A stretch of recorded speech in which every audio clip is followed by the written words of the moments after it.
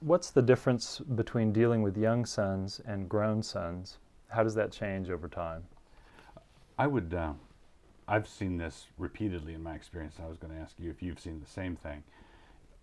Oftentimes, strong fathers produce weak sons because they don't understand this issue of time. Right. They are they're hardliners, disciplinarians, take charge kind of guy, and they take up all the oxygen in the room, and they never give their son room to make his own mistakes or to try anything, because dad is omnicompetent and steps in. Yeah. And so you'll have this weird situation where the father looks like he's got everything together and the son is just hopeless. And it's because the father is demanding or a perfectionist, and consequently his son, being 5 years old or 6 years old or 7 years old, will never do it up to standard. And so, dad will either be harsh or will step in and complete it himself or whatever. And so all the people who know him know, they say, well, he's got it all together.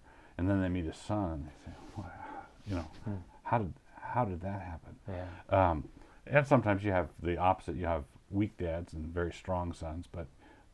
But I've seen a pattern of fathers who don't know to let go. They don't know that the pattern of raising a boy is a pattern of letting go, and letting go of the bicycle seat and let him, go down the sidewalk and bite it. Yeah.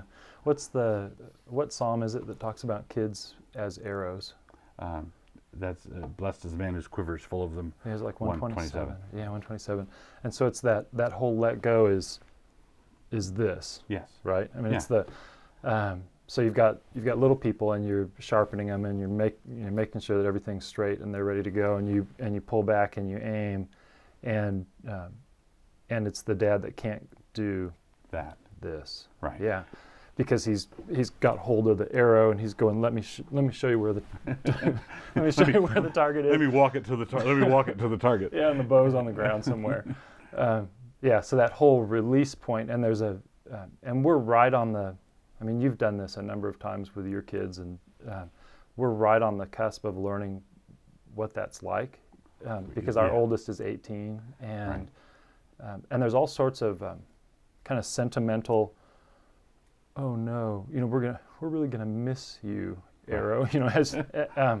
As they're heading out. But and the thing about that is, the blessing that's pronounced. He will not be ashamed when he contends with his enemies in the gate.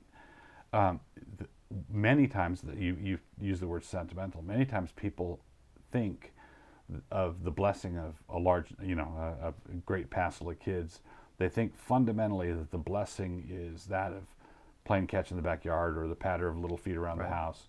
And no knocks against that. That's a lot of fun. But that's not the point. Yeah. All right. The point is you want to be the kind of man who, when he stands up in the city gate in a controversy, in a political showdown, everybody looks at him and looks at his son standing with him and goes, yikes. Yeah. They're dangerous. They're dangerous. And they haven't been straightened and sharpened to hang on a wall. Right.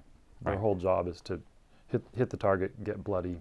Engage. Yeah. Right. Yeah. And there's no way to do that risk-free.